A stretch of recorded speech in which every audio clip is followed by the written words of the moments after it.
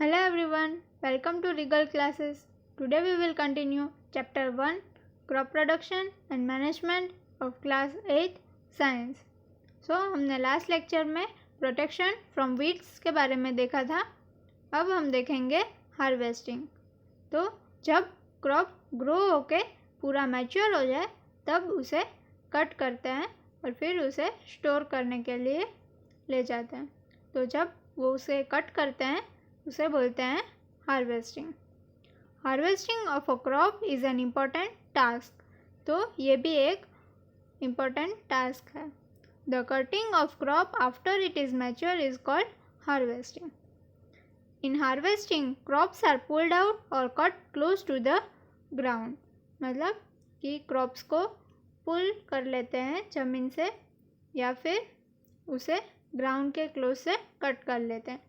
It usually takes 3 to 4 months for a cereal crop to mature. मतलब कोई भी cereal crop को 3 से 4 महीने का वक्त लगता है. Harvesting in our country is either done manually by sickle or by a machine called harvester. तो यहाँ पे फोटो में आप देख सकते हो ये हार्वेस्टर और थ्रेसर दोनों कंबाइन है. यहाँ पे जो नीचे है ये वाला पार्ट उसे क्रॉप्स को कट करते हैं.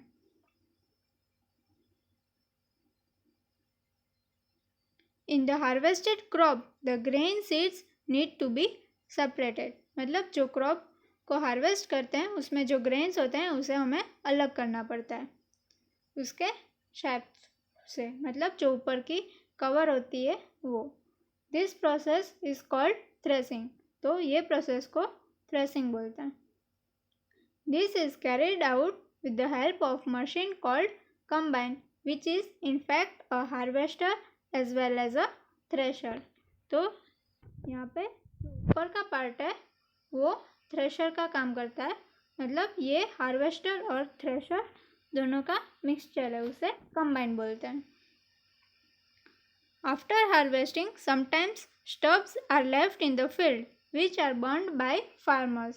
तो यहाँ पे पहली बोल रही है कि जब हार्वेस्टिंग हो जाती है तब उसके स्टब्स मतलब जो छोटे छोटे डंडे जैसे रह जाते हैं वो.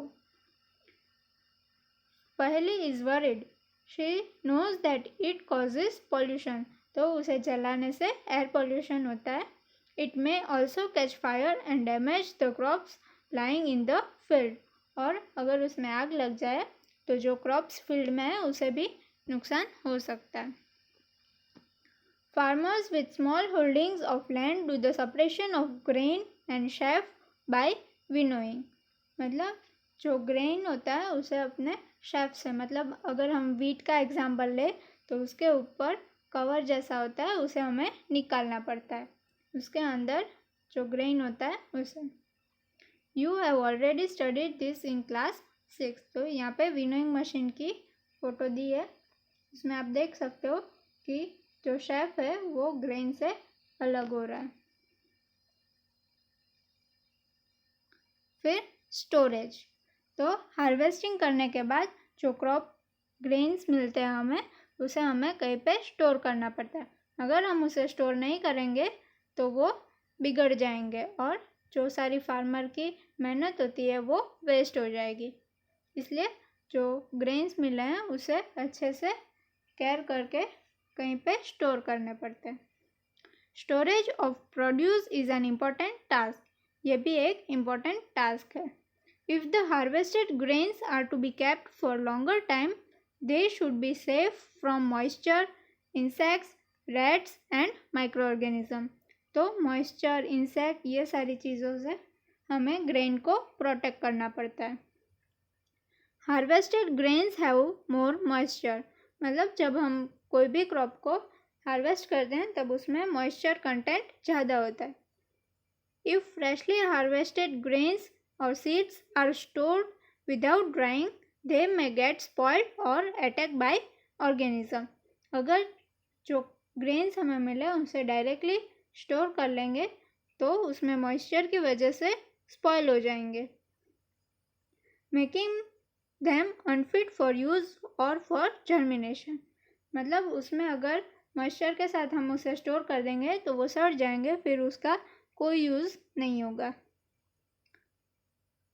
Hence, before storing them, the grains are properly dried in the sun to reduce the moisture. इसीलिए जो ग्रेन्स हमें मिलते हैं उसे सन में ड्राई होने के लिए रखते हैं, फिर ही उसे स्टोर करते हैं। This prevents the attack by insects, paste, bacteria and fungi. Bacteria, fungi और इंसेक्ट ये सबसे बचाते हैं। I saw my mother putting dried neem leaves in an iron drum containing wheat. I wonder why. तो यहाँ पे पहले को क्वेश्चन होता है कि उसकी मम्मी जो ड्राइड नीम लीव्स होते हैं उसे आयरन ड्रम में क्यों रखती थी। तो हमें पता है कि नीम जो है वो एंटीबैक्टीरियल है, उसे बैक्टीरिया नहीं आते कोई भी क्रॉप कोई भी ग्रेन में, इसीलिए।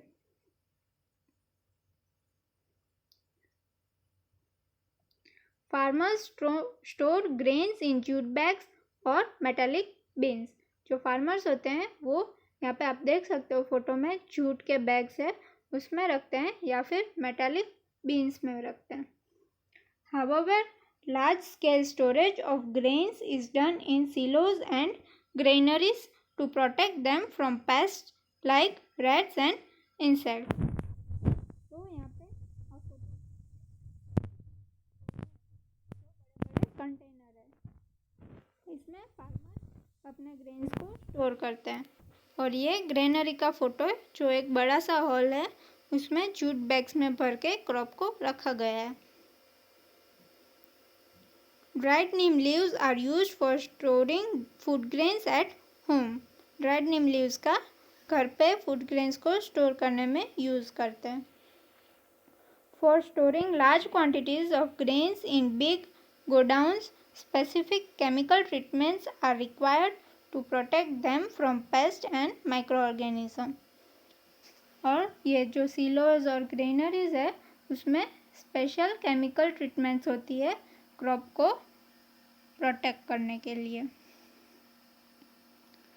फिर आता है फूड फ्रॉम एनिमल्स। तो अब तक हमने देखा फूड फ्रॉम प्लांट्स, मतलब प्लांट से भी हमें फूड मिलता है और एनिमल से भी मिलता है। तो अब हम देखेंगे कि एनिमल से हमें कैसे फूड मिलता है और उनके सोर्सेस कौन कौन से हैं।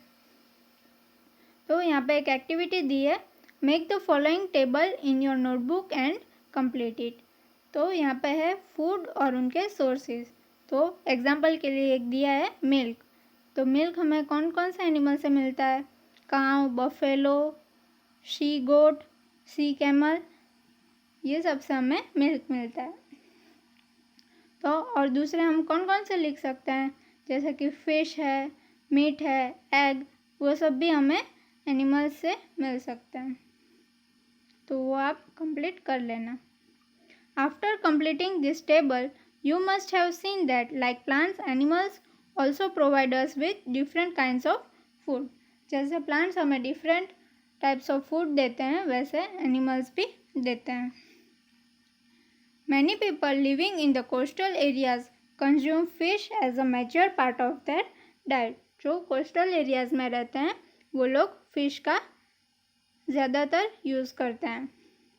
In the previous classes you have learned about the food that we obtain from plants. तो हमने प्रीवियस क्लासेस में पढ़ा है फूड जो हमें प्लांट से मिलता है। We have just seen that the process of crop production involves a number of steps like selection of seeds, sowing, etc. मतलब अभी हमने देखा कि क्रॉप प्रोडक्शन में कई सारे स्टेप्स होते हैं।